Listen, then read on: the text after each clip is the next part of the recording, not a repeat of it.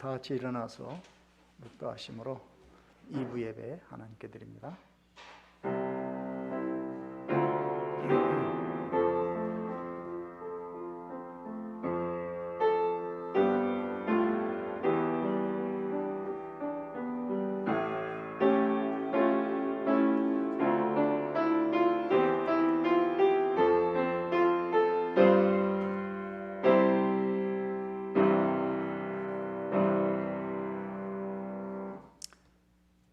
여호와를 의뢰하고 선을 행하라. 땅에 머무는 동안 그의 성실을 먹을거리로 삼을지어다. 또 여호와를 기뻐하라. 그가 내 마음의 소원을 내게 이루어 주시리로다. 내 길을 여호와께 맡기라. 그를 의지하면 그가 이루시고 내 의를 빛같이 나타내시며 내 공의를 정오의 빛같이 하시리로다. 아멘. 좋으신 아버지 하나님, 지난 한 주간도 하나님께서 은혜 가운데 우리 사랑하는 성도님들을 지켜주시고 오늘 주일을 맞이하여 여호와를 의뢰하며 주의 전에 나와 하나님을 예배합니다. 우리의 길을 여호와께 맡깁니다. 하나님이여, 하나님의 의를 빛같이 나타내시고 하나님 우리의 공의를 빛같이 하시기를 원합니다. 오늘 이 예배를 통하여서 주의 영광을 나타내시고 하나님 기뻐하여 주시옵소서. 예수님의 이름으로 기도합니다. 아멘. 우리 찬송 10장 2절 하겠습니다.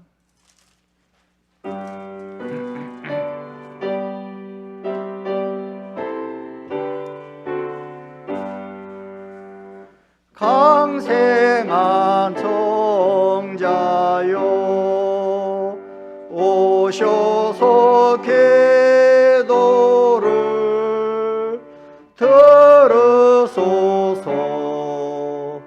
택하신 백성들 복 내려주시고 거룩한 마음을 주옵소서.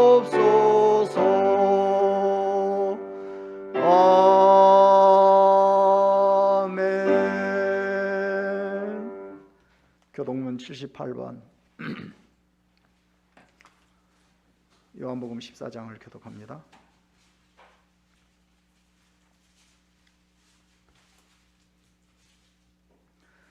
너희는 마음에 근심하지 말라. 하나님을 믿으니 또 나를 믿으라.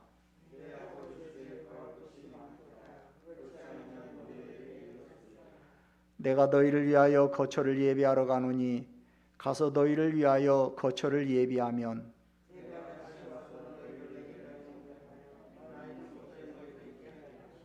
내가 어디로 가는지 그 길을 너희가 아느니라.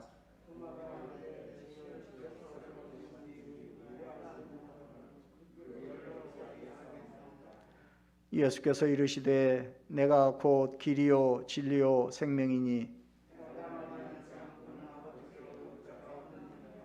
아멘. 전능하사 천지를 만드신 하나님 아버지를 내가 믿사오며 그의 아들 우리 주 예수 그리스도를 믿사오니 이는 성령으로 잉태하사 동정녀 마리아에게 낳으시고 본디오 빌라도에게 고난을 받으사 십자가에 못 박혀 죽으시고 장사한 지 사흘 만에 죽은 자 가운데서 다시 살아나시며 하늘에 오르사 전능하신 하나님 우편에 앉아 계시다가 저리로서 산 자와 죽은 자를 심판하러 오시리라. 성령을 믿사오며 거룩한 공회와 성도가 서로 교통하는 것과 죄를 사하여 주시는 것과 몸이 다시 사는 것과 영원히 사는 것을 믿사옵나이다. 아멘. 자리에 앉으셔서 찬송 359장 하시겠습니다.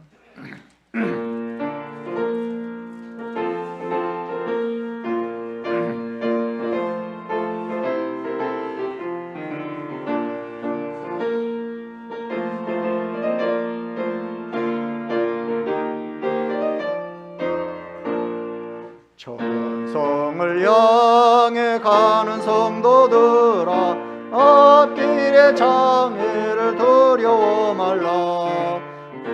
영영이 너를 인도하시리니 왜 지체를 하고 있느냐. 앞으로 전성을 향해 나가세. 천성문만 바라고 나가세. 모든 천사 너희를 영접하러 문 앞에 기다려서 있네. 너 가는 길을 누가 비웃거든 확실한 증거를 보여주어라. 성령이 친히 감화하여 주사 그들도 참기를 찾으리. 앞으로 전성을 향해 나가세. 천성문만 바라고 나가세. 모든 천사 너희를 영접하러 문 앞에 기다려서 있네. 너 가는 길을 모두 가기 전에 내 손에 등검을 꽂지 말아라. 소마기 흉계 모두 깨뜨리고 끝까지 잘 싸워 이겨라. 앞으로 전성을 향해 나가세. 천성문만 바라고 나가세.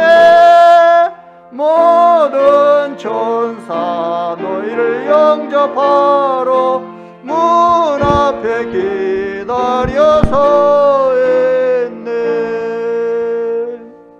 아멘. 하나님 아버지, 죄로 인하여 영원히 지옥 심판받을 저희들을 예수님의 보혈로 대속해 주시고 자녀 삼아 주신 은혜를 감사드립니다. 지난 한 주간도 저희를 보호하여 주셔서 이렇게 예배드릴 수 있게 하여 주시니 또한 감사합니다. 하나님 아버지, 예기치 못한 코로나19로 전 세계가 고통을 겪고 있습니다. 이 터널을 무사히 통과할 수 있도록 은혜를 내려 주시옵소서. 이 계기를 통해 믿는 자들이 하나님의 심판을 기억하며 성경적인 세계관과 종말론을 갖게 하여 주옵소서. 말씀을 아는 데서 그치지 않고 믿고 행함으로 진실로 예수님과 연합하는 삶을 살도록 인도하여 주시옵소서. 교회를 세워주셔서 감사합니다. 어려운 시기이지만 교회 본연의 사명을 감당할 수 있도록 힘과 은혜를 공급하여 주옵소서.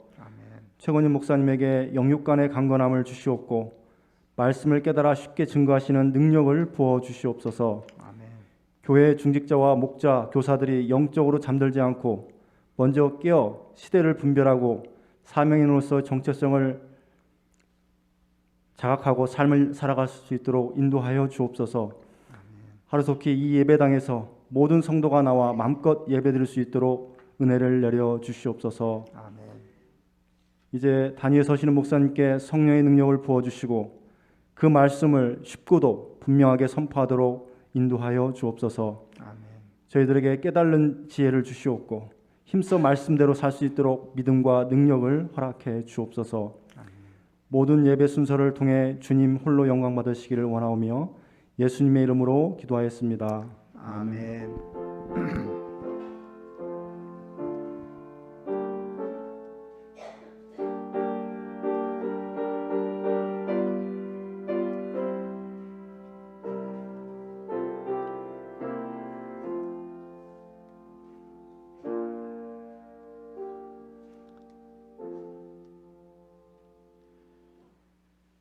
오늘 하나님 말씀은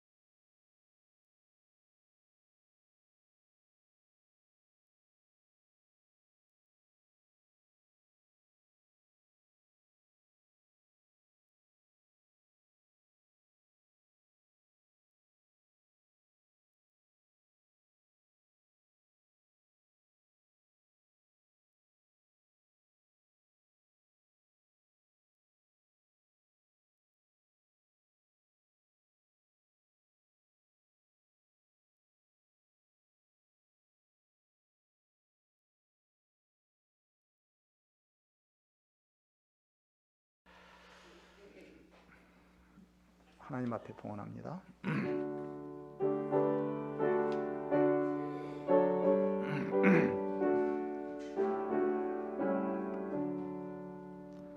내게 있는 모든 것을 아낌없이 드리네. 사랑하고 의지하며 주만 따라 살리라. 주께 드리네. 주께 드리네. 사랑하는 그 주 앞에 모두 드리네.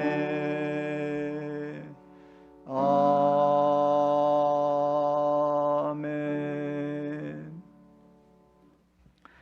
좋으신 아버지 하나님, 이제 가을이 깊어가는 이때 하나님, 우리의 인생도 아버지 하나님 이제 마지막 추수할 날을 바라보면서 우리의 인생을 정리할 수 있는 은혜를 주시니 감사합니다. 지난 한 주간도 지난 한 달도 하나님이 베풀어 주신 은혜 가운데 우리 사랑하는 성도님들 안전하고 강건하게 살게 하시고, 이제 이렇게 주일을 맞이하여 주의 전에 나와 하나님의 예배 갚을 길 없어 오늘도 이 몸 바칩니다, 이런 심정을 가지고 하나님 앞에 구별된 예물을 드립니다. 하나님은 물질이 필요 없는 분이시지만 우리 인간들이 가장 소중히 여기는 것이 물질인지라 우리의 마음과 충성과 정성을, 우리의 진심을 이 물질에 담아서 하나님께 올려오니 하나님 이 시간 기쁘게 받으시고 하늘문을 여시고 우리 사랑하는 성도님들에게 좋은 것, 가장 좋은 것을 허락하시기를 원합니다. 하나님, 특별히 건강을 허락하시고 코로나로부터 안전을 하게 지켜주시고 우리 성도님들의 가정이 주 안에서 복을 받아서 가정이 평강을 누리게 하시고, 특별히 우리의 자녀들에게 믿음의 믿음을 더하시어서 우리의 자녀들이 이 험한 세상 허걱대면서 살지 않게 하시고 하나님의 분복을 누리면서 사는 우리의 자녀들이 될 수 있도록 은혜를 더하여 주시옵소서. 오늘 또 우리 하나님의 살아계심을 나타내시옵소서. 오늘 이 예배를 통하여서 살아계신 하나님을 만나게 하여 주시옵소서. 관념 속에서만 남아있는 그런 하나님이 아니라 진짜 내 인생에서 살아 역사하시는 그런 하나님을 만나는 오늘 이 시간이 되게 하여 주시옵소서. 감사하고 예수님의 이름으로 기도합니다. 아멘. 사복음서에 보면 예수님의 탄생에 대한 기록이 다 나와 있어요. 그런데 마태가 말하는 예수님에 대한 탄생 기록과 마가가 말하는, 그리고 누가가 말하는, 그리고 요한이 말하는 예수님의 탄생 기록이 다 다릅니다. 오늘은 요한이 전하고 있는 성탄 메시지를 보도록 하겠습니다. 근데 요한이 전하는 성탄 메시지는요 굉장히 어려워요. 오늘 말씀이 아마 여러분에게는 단단한 아마 식물이 될 겁니다. 특별히 우리 아이들에게는 어쩌면 많이 좀 지루한 시간이 될 수도 있을지 모르겠어요. 근데 늘 젖만 먹을 수는 없는 거죠. 때로는 뭐 단단한 음식도 먹어야 하니까 여러분들이 그렇게 하시고, 자, 먼저 14절을 한번 같이 보죠. 14절 같이 읽습니다. 말씀이 육신이 되어 우리 가운데 거하심에 우리가 그의 영광을 보니 아버지의 독생자의 영광이요 은혜와 진리가 충만하더라 그랬어요. 자, 요한이 전하는 성탄 메시지의 핵심은 뭐냐면 말씀이 육신이 됐다는 거예요. 여러분, 말씀이 육신이 됐다는 말이 무슨 말입니까? 근데 요한복음 1장 1절을 보면 이 말씀은 곧 하나님이라고 했거든요.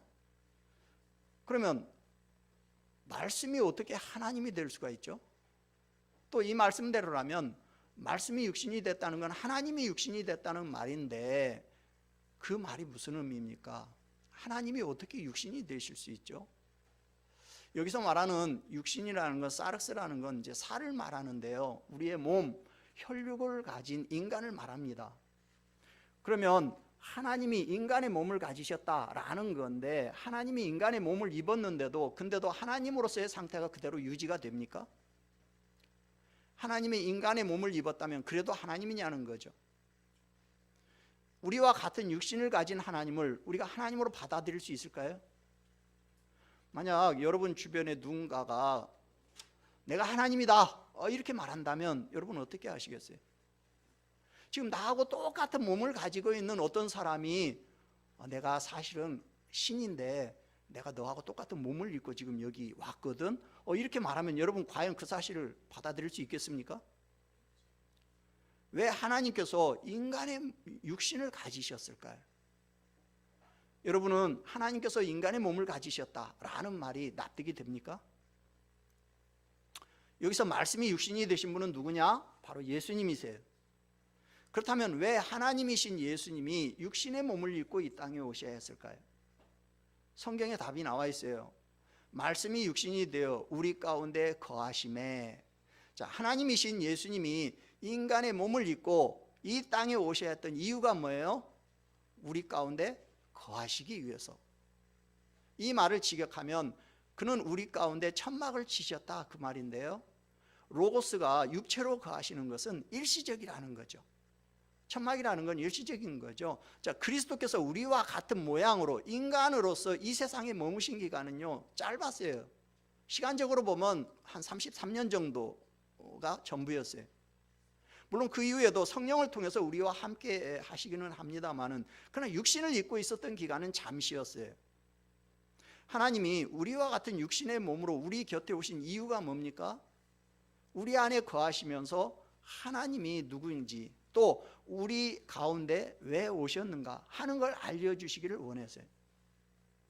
그러면 예수님은 누구시고 왜 우리 가운데 오셨어요?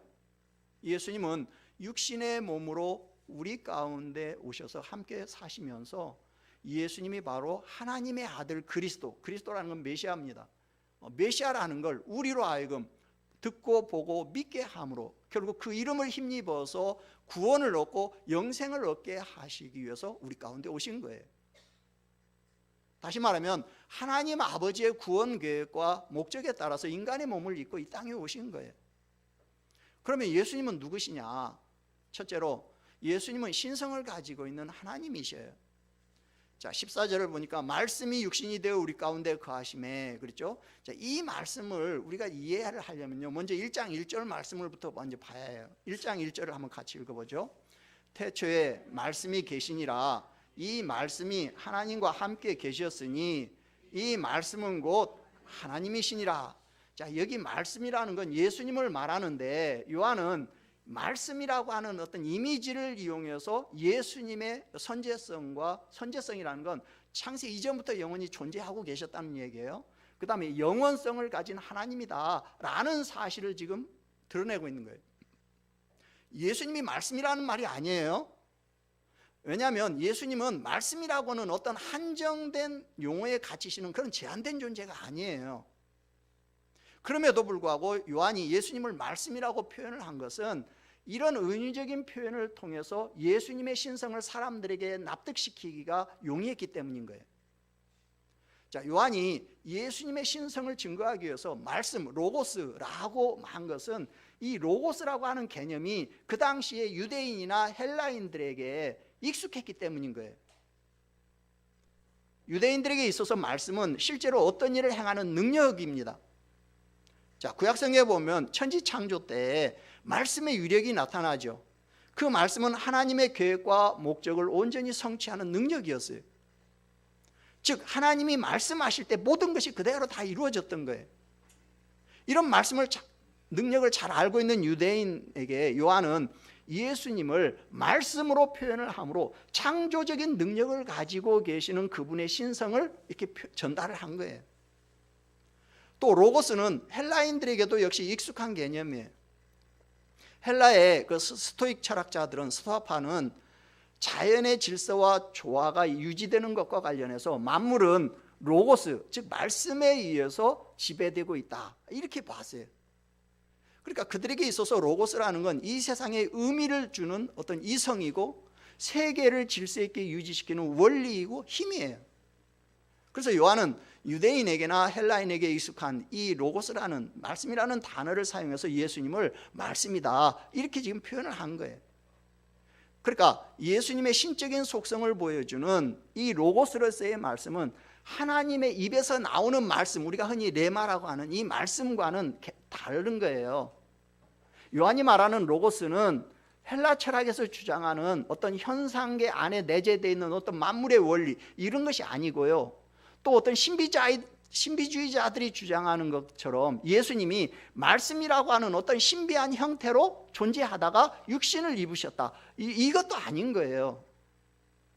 요한은 예수님이 창세 이전부터 하나님과 함께 계셨던 신성을 가지고 있는 하나님이요 만물을 창조하시고 섭리하시는 하나님이다 라는 걸 나타내는데 가장 적당한 용어가 그 당시에 로고스였기 때문에 이 말씀이라고 한 거예요. 자, 그런데 오늘 15절에 보니까 15절을 같이 읽습니다.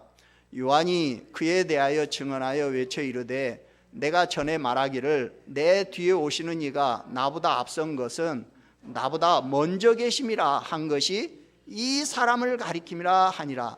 여기 요한은 세례 요한입니다. 자, 세례 요한도 예수님의 신성을 말했다는 거죠. 세례 요한은 그리스도의 길을 예비하러 온 사자예요. 전령이에요. 그게 합당하게 예수님이 누구신지에 대한 정확한 지식을 사람들에게 전하면서 자기들에게로 향하는 사람들의 관심을 예수님에게 돌리려고 했던 사람이죠. 근데 세례 요한이 나보다 먼저 계신다라는 말로 예수님의 선제성을 지금 말하고 있는 거예요. 세례 요한은 예수님보다 6개월 먼저 태어난 사람이에요. 그리고 사역도 먼저 시작한 사람이에요. 그럼에도 불구하고 예수님을 가리켜서 자기보다 먼저 나신 분이다, 계신 분이다 이렇게 증거하고 있어요. 이 말은 세례 요한이 출생하기 훨씬 이전부터, 세계와 만물이 창조되기 이전부터 그리스도는 실제하고 있었다는 얘기예요. 이건 예수님께서도 직접 말씀하신 적이 있어요. 예수님이 히브리인들에게 말했어요. 아브라함이 나기 전부터 내가 있었느니라. 그 말을 듣고 유대인들은요 돌을 들어서 예수님을 치려고 했어요. 왜? 지금 예수님의 말씀은 예수님이 하나님으로서의 지금 선제성을 말하고 있는 건데, 아브라함은 예수님보다 몇천 년 전 사람이에요. 그죠? 거의 2000년 가까이 전 사람인데요. 근데 아브라함보다 내가 먼저 있었다. 지금 그건 무슨 얘기냐면 예수님은 하나님으로서의 선제성을 이야기한 거예요. 근데 유대인들은 그 사실을 믿지 않은 거예요. 하나님으로 인정할 수 없었던 거죠, 예수님을. 근데 세례 요한은요 예수님은 선제하고 계셨다는 사실을 확실하게 지금 선포함으로 예수님이 신성을 가진 하나님이라는 것을 지금 증거한 거예요. 둘째로 예수님은 하나님 아버지의 독생자이셔요. 자, 14절을 다시 읽어봅니다. 말씀이 육신이 되어 우리 가운데 거하심에 우리가 그의 영광을 보니 아버지의 독생자의 영광이요. 그렇죠? 자, 18절을 같이 읽어봅니다. 본래 하나님을 본 사람이 없으되 아버지 품속에 있는 독생하신 하나님이 나타내셨느니라. 성경은 예수님을 하나님 아버지의 독생자다 이렇게 말을 해요. 이 말은 성자 예수님은 성부 하나님의 하나밖에 없는 외아들이라는 말이 아니에요. 예수님은 성부 하나님과 다른 어떤 존재도 갖지 못하고 있는 유일한 관계를 맺고 있는 그런 분이시다, 그런 뜻이에요. 물론 우리가 삼위일체 하나님을 설명할 때 성부 하나님과 성자 예수님의 관계를 아버지가 아들을 낳았다라는 표현을 사용하고 있어요. 그러나 그 말이 우리 인간 아버지가 자식을 낳았다는 그런 의미로 생각하면 안 돼요. 예수님이 하나님을 아버지라고 부르는 거하고 우리가 예수님을 믿어서 하나님의 자녀가 됨으로 하나님을 아버지라고 부르는 거하고는 같지 않아요. 예수님이 하나님의 독생자, 유일한 아들이다 라는 얘기는 예수님도 하나님이시다 라는 예수님의 신성을 나타내는 표현인 거예요.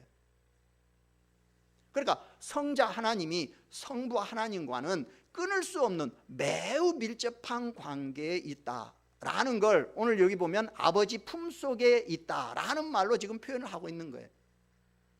그러니까 하나님 아버지의 유일한 아들이신 예수님이 이 땅에서 우리와 함께 하시기 위해서 성육신 하신 거예요.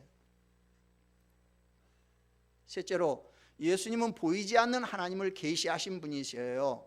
자, 다시 14절을 다시 한번 천천히 읽어봅니다. 말씀이 육신이 되어 우리 가운데 거하심에 우리가 그의 영광을 보니 아버지의 독생자의 영광이요 그랬죠. 자, 말씀이 인간의 몸을 입고 세상에 오셔서 결국 육안으로 하나님을 볼 수 있게 됐다는 얘기예요. 그리고 그들이 본 것은 바로 인간 예수님 안에 내재되어 있는 신적인 영광이었어요. 그러니까 하나님이 예수님을 이 세상에 육신으로 보내신 것은 우매하고 무지한 인생들로 하여금 직접 눈으로 보고 믿게 하려는 하나님의 배려인 거예요. 예수님의 삶은 아버지의 영광을 드러내는 삶이었어요. 영광이라는 건 광채, 위엄 그런 말이에요. 그러니까 누구든지 예수님을 만나면 그분 안에 있는 아버지의 영광을 보게 되고 결국 그 앞에 엎드려서 나의 주님이라고 고백할 수밖에 없게 되는 거예요. 왜? 그분에게는 인간이 범접할 수 없는 신적인 영광이 있기 때문에. 하나님은 자신의 영광을 사람들이 볼 수 있도록 나타내신 적이 몇 번 있어요. 예를 들면 구약시대 보면 신의 산에 강림하실 때, 또는 모세가 성막을 완공했을 때, 또는 솔로몬이 성전을 헌당할 때, 뭐 이럴 때 하나님이 영광을 나타내셨죠. 그러니까 주의 영광이라는 건 바로 그분의 임재를 말하는 거예요. 요한은 예수님에게서 하나님의 임재를 본 거예요. 더 구체적으로 말하면 사람이 되신 예수님에게서 하나님을 발견한 거예요.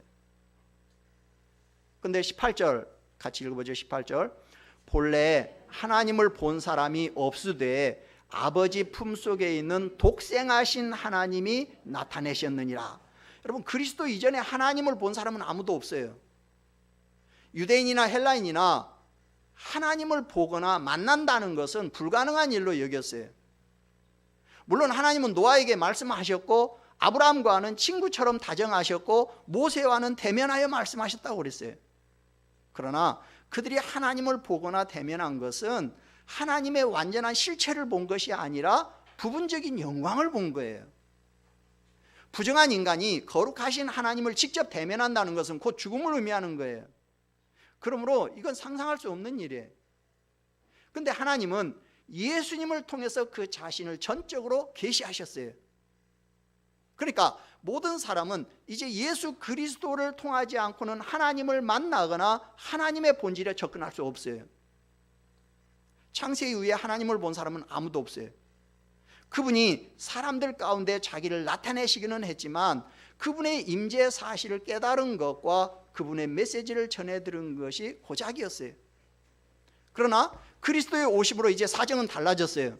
이제는 인간이 하나님의 본질에 보다 가까이 접근할 수 있는 길이 열린 거예요. 예수님은 바로 하나님의 본질을 설명하는 분이에요. 그러니까 누구든지 하나님이 어떤 분이신지 알고자 한다면 누구를 만나야 해요? 예수 그리스도를 만나야 해요. 예수님을 보지 못하는 사람들, 즉 예수님을 믿지 않는 자들이 하나님을 안다라고 말하는 것은 어불성설인 거예요. 예수님은 성육신을 하셨지만 그 속성과 존재에 있어서는 하나님과 한 분이신 분이에요. 그러므로 예수님을 배제하는 이들에게는 하나님이 여전히 낯섭니다. 그러나 예수님을 믿는 성도에게는 이제 친밀한 아버지가 되시는 거예요. 비록 이분이 육신의 몸을 입고는 있지만 이분은 성자 하나님이셔요. 예수님이 육신의 몸을 입고 이 땅에 오심으로 하나님의 살아계심이 우리들에게 증명이 된 거예요. 그러니까 예수님을 본 사람은 하나님을 본 거예요. 빌립이 예수님에게 하나님 아버지를 보여주셨으면 참 좋겠습니다 그랬어요. 그때 예수님께서 말씀하셨어요. 나를 본 자는 아버지를 보았거늘 어찌하여 아버지를 보이라 하느냐. 예수님은 보이지 않는 하나님을 계시하시는 분으로 바로 예수님이 곧 살아계신 하나님이신 거예요. 할렐루야. 지금 제가 하는 말씀 이해가 됩니까? 천재다, 천재. 여러분 다 천재들이에요. 천재들. 사실은 아까 처음에도 이미 제가 그래서 말씀을 드렸는데 굉장히 어떻게 보면 우리 기독교의 가장 단단한 말씀이에요.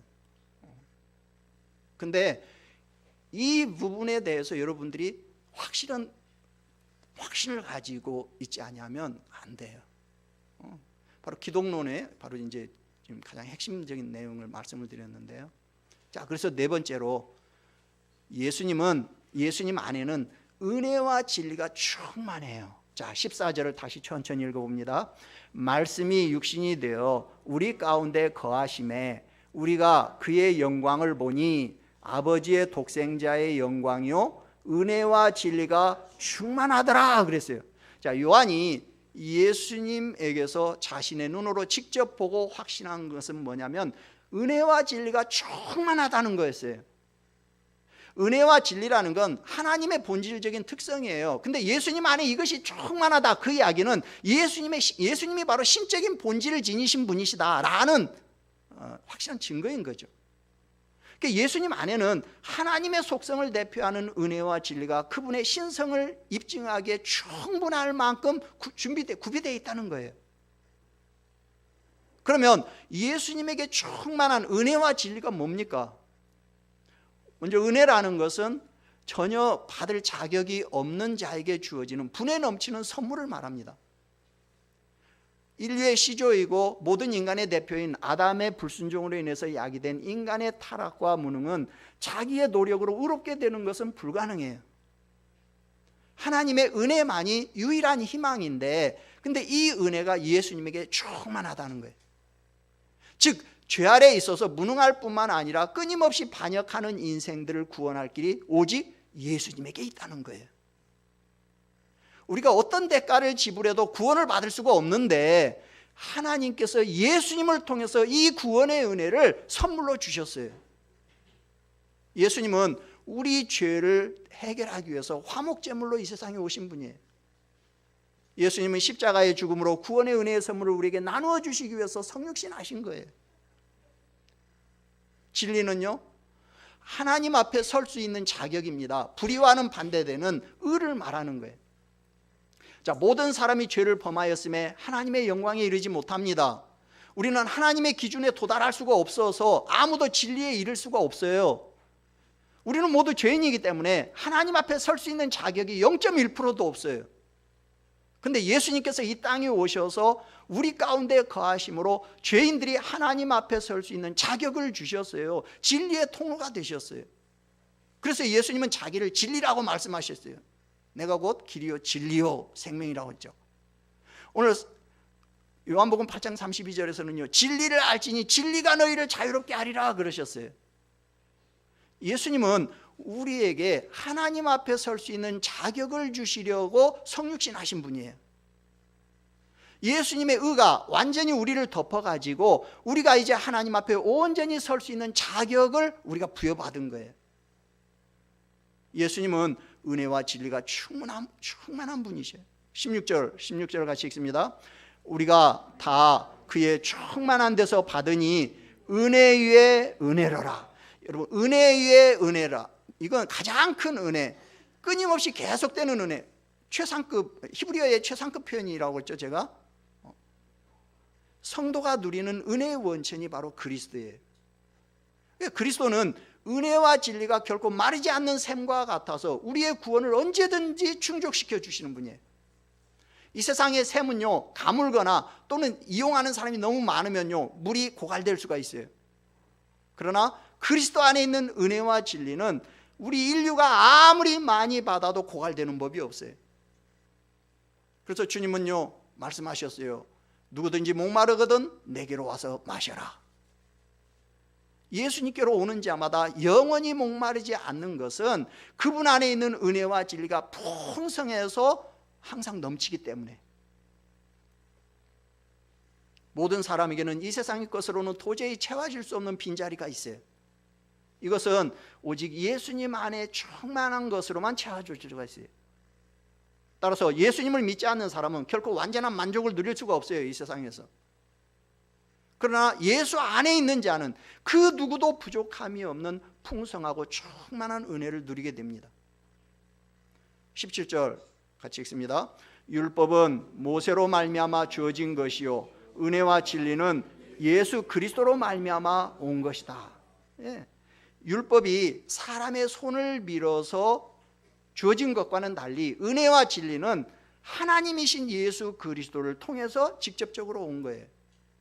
결국 예수님으로 말미암은 은혜와 진리가 모세로 말미암은 율법보다 훨씬 우위에 있다는 거죠. 그러니까 모세를 통해 인식된 하나님은 율법의 제정자요 심판자예요.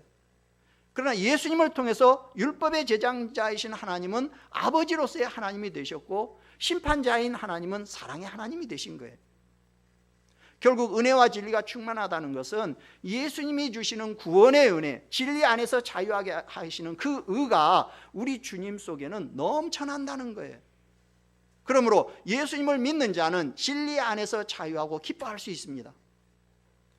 죄짐에 눌린 사람, 하나님과 단절된 사람, 구원이 필요한 사람은 누구든지 예수님에게 와서 얼마든지 그 해결책을 얻을 수가 있어요. 그분은 하나님이시지만 우리와 같은 육신을 입은 사람으로 이 땅에 오셨기 때문에 인간은 그분과 허물 없이 이제 접촉할 수 있게 된 거예요. 그러니까 주님을 통하면 구원받지 못할 사람이 한 사람도 없다는 거죠. 구원의 부족을 느끼는 자가 한 명도 없다는 거예요. 예수님은 거짓된 위안을 주는 세상의 것들과는 다른 참 자유를 주는 구원의 진리이셔요. 여러분, 지금까지 여러분은 예수님을 어떻게 생각했습니까? 지금까지 어떤 예수님을 믿고 의지해 왔습니까? 말씀이 육신이 되어 이 땅에 오신 예수님을 진심으로 믿고 의지하고 살고 있습니까? 사실 성탄이라는 것은 인간들에게는 즐거운 날이고 기쁜 날이고 모두를 행복하게 하는 시간이 틀림없어요. 그러나 좀 더 깊이 생각하면 성탄이 예수님에게는 어떤 시간입니까? 하나님의 독생자의 순환이 시작되는 시간이에요. 날이에요. 하나님의 아들이신 예수님이 당신의 보좌와 영광을 버리고 육신의 몸을 입은 순환의 날이에요. 하나님이 육신의 몸으로 이 땅에 오신 그 자체가 그분에게는요 수치요 순환이에요. 주님에게는 이 시간이 너무나도 힘든 시간인 것이고 아픔의 시간인 것이고 고통의 시간인 거예요. 그래서 우리는 성탄에 대한 시각을 바로잡아야 해요. 세상적인 시각이 아니라 영적인 시각으로 성탄을 바라봐야 해요. 신앙적인 시각으로 성탄을 바라보는 영성이 우리에게 필요합니다.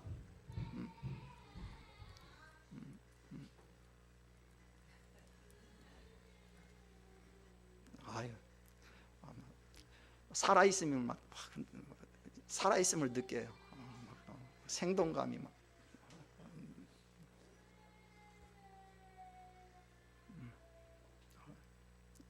감사해요. 우리 어르신들만 앉아 있으면 조용할 텐데 아기가 있으니까 역시 집안에도요 아기가 있어야 그 집안이 살아있는 것 같아요. 어른들만 있으면요 다 자기 방문 속에 꼭꼭꼭 다 들어가고요 재미 하나도 없어요. 애들 또 좀만 크면요 자기 방에 가가지고 뭐 혼자 컴퓨터 앞에 앉아갖고 뚝딱거리지 밖에 나오지도 않아요. 재미 하나도 없어요. 역시 집안에는 아기가 있어야 해요. 교회도요 애들이 있어야 해요. 그래야 이렇게 교회가 살아있는 거예요. 그래, 알았어. 근데 이제 뭐부터 어디에다가 말이냐. 만일 주님이 성육신 하셔서 우리 안에 거하시지 않았다면 우리에게 은혜가 없고 진리가 더 이상 존재하지 않았을 겁니다. 예수님이 육신의 몸으로 이 땅에 오신 성탄이 우리에게 준 가장 큰 기쁨은요 내가 주님의 은혜에 동참하고 진리 안에 거하게 됐다는 거예요. 이거보다 더 기쁘고 행복하고 의미 있는 성탄은 있을 수가 없어요. 2019년 성탄은 주님이 우리에게 주시는 은혜와 진리를 누리는 성탄이 되었으면 좋겠습니다. 은혜와 진리를 누리는 성탄이 뭡니까? 이미 하나님이 우리에게 주셨지만 구원의 은혜를 누리자는 거예요. 구원의 감격을 이렇게 보자는 거예요. 주님이 주신 구원의 은혜 때문에 감격하고 행복했던 그 순간을 좀 다시 회복해보자는 거예요. 그것이 성탄이에요. 구체적으로 어떻게 합니까? 첫째로 구원의 은혜를 누리십시오. 예수님은 우리 가운데 거하시면서 구원의 은혜가 뭔지를 보여주셨어요. 주님이 이 땅에 오셔서 우리에게 구원을 주시는데 두 단계로 주셨죠. 먼저 육신을 치유하시고 육신을 회복하시는 과정을 보여주셨어요. 육신의 치유와 회복의 과정을 통해서 우리의 영적인 치유와 회복까지 이룬다는 걸 보여주셨어요. 예수님께서 우리 가운데 거하시면서 영육의 치유와 회복을 보여주신 것은 예수님이 구원의 은혜를 주시는 분이시라는 증거인 거예요. 그러니까 구원의 은혜라는 것은 단순히 육신이 구원받고 치유받고 회복되는 데서 끝나지 않고 우리의 영성이 치유받고 회복되어야 해요. 주님이 오심으로 내가 치유되고 회복되고 지금 내가 살아가고 있는 이 삶이 치유되지 않고 회복되지 않는다면 그건 아무 의미가 없는 거죠. 더 깊은 하나님의 나라를 바라보기 위해서는 하나님의 치유와 회복과 만지시는 은혜를 지금 누려야 해요. 그 은혜가 없이는 뭐 성탄트리 해놓고 뭐 성탄 찬송 부르고 뭐 성탄 헌금 드린다고 해서 성탄을 빛내는 것은 아닌 거예요. 내 육신이 치유가 되고 내 영성이 회복되는 그런 은혜를 내가 마음껏 누려야 해요. 이 은혜가 여러분과 함께 하시기를 주의 이름으로 축원합니다. 두 번째는 진리 안에서 자유하고 기뻐하셔야 해요. 여러분, 진리가 뭡니까? 우리가 하나님 앞에 설 수 있는 자격이에요. 쉽게 말하면 정죄함을 깨뜨리는 거예요. 우리 안에는 죄성이 있습니다. 그리고 죄에 대한 두려움이 있어요. 죄성이라는 건 뭐냐면 죄에 대한 소욕이에요. 우리에게는 끊임없이 이 죄에 대한 소욕이 일어납니다. 또 하나는 죄에 대한 두려움이 있어요. 죄를 범한 다음에 우리 속에 남아있는 죄의 잔재들이 늘 우리를 괴롭힙니다. 이것이 하나님 앞에 우리를 서지 못하게 만들어요. 하나님 앞에 나와 앉아있는데도 불구하고 별로 떳떳하지 못하게 만드는 거예요. 주님이 주신 기쁨을 누리지 못하게 하는 거예요. 진리 안에서 기뻐하라는 것은 그 어떤 정죄감도 주님을 통해서 버리라는 거예요. 주님이 오셔서 내 안에 계신 것이 너무 기뻐가지고 그 자체를 기뻐하는 것, 그게 진리 안에서 기뻐하는 거예요. 오늘 주님 생일이야 그러면서 예수님에게 모든 초점을 맞추고 나는 아무 상관이 없다, 그러면 주님의 성탄을 맞는 자세가 아닌 거죠. 주님이 이 땅에 오셨기 때문에 내가 기뻐해야 하고 내가 즐거워야죠. 내가 기뻐하지 않는 성탄이 무슨 의미가 있겠어요? 주님이 오셨을 때 동방박사가 황금과 유황과 몰약을 드렸다. 오늘 성탄절이니까 나도 주님에게 뭔가를 드려야 한다, 이런 것만 생각하니까 기쁘지가 않는 거예요. 진리 안에서 기쁨이 있어야 행복한 거예요. 주님이 주시는 은혜와 진리가 내 안에 충만하지 못한데, 그래서 나도 기쁨이 없는데 근데 그런 성탄이 나에게 무슨 의미가 있겠어요? 여러분은 예수님의 성탄 때문에 얼마나 기뻐하십니까? 내가 확신하노니 사망이나 생명이나 천사들이나 권세자들이나 현재일이나 장래일이나 능력이나 높음이나 기쁨이나 다른 어떤 피조물이라도 우리를 우리 주 그리스도 예수 안에 있는 하나님의 사랑에서 끊을 수 없느니라 그랬단 말이에요. 예수님 안에 있는 나를 정죄할 자는 아무도 없어요. 예수님 안에서 자유하시고 사는 날 동안 기쁨을 누리시기를 바랍니다. 셋째로, 예수님은 지금도 우리 안에 거하셔요. 성육신 하셔서 우리 안에 계셨던 주님은 우리를 떠난 것이 아니라 우리 속에 계속 머물러 계셔요. 세상 끝날까지 우리를 떠나지도 아니하시고 버리지도 아니하셔요. 성도의 견인이죠.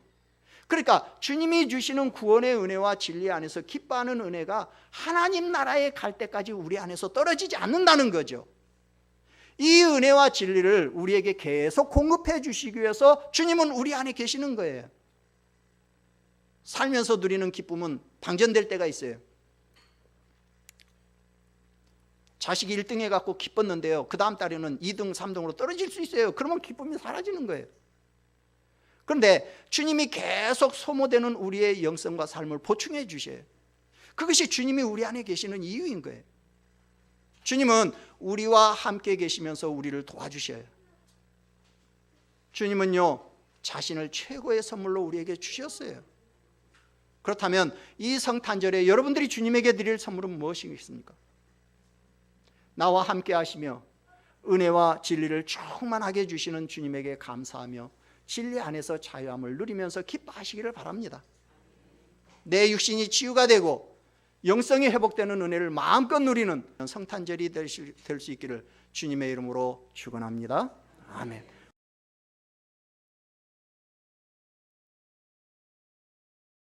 하나님 아버지, 오늘날 코로나로 인해서 많은 성도님들이 염려, 근심, 걱정하고 있습니다. 그러나 교회는 주님이 보호하신다라는 사실을 믿고 이 근심, 걱정에서 벗어나게 하여 주시옵소서. 주님이 아무 때나 어디서나 교회와 성도들을 지키신다는 이 사실 앞에서 하나님 담대한 믿음을 가지고 이번 한 주간도 믿음으로 승리하는 한 주 되게 하여 주시옵소서. 감사하고 예수님의 이름으로 기도합니다.